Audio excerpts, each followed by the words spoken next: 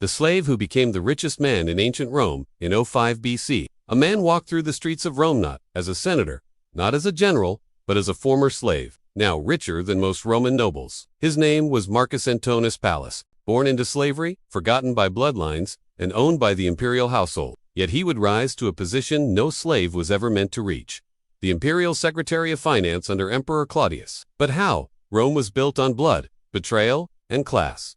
If you were born a slave, you died a slave, unless you learned to control what even emperors. Pallas mastered the numbers.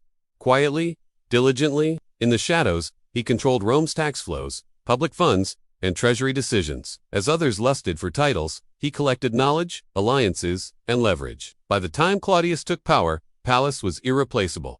But this wasn't just survival, it was influence. He helped Claudius marry Agrippinada, mother of Nero, against the wishes of the Roman Senate.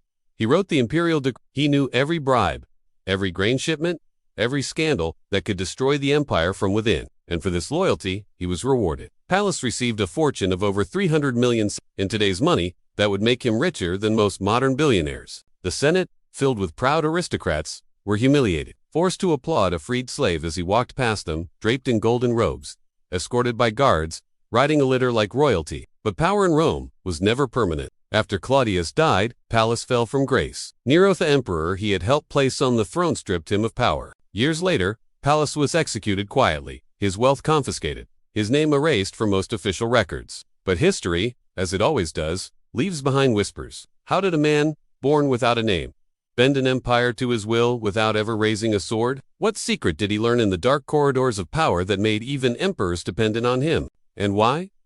Do we never learn his story in school? Maybe because his life is a threat to every story we're told about power, class, and control. Marcus Pallas was never meant to be powerful, but he discovered a truth that still echoes today. In a world obsessed with bloodlines and brutality, quiet knowledge is the most dangerous weapon of all. What would you have done in that moment? Bow to the empire, or quietly learn to run it from within?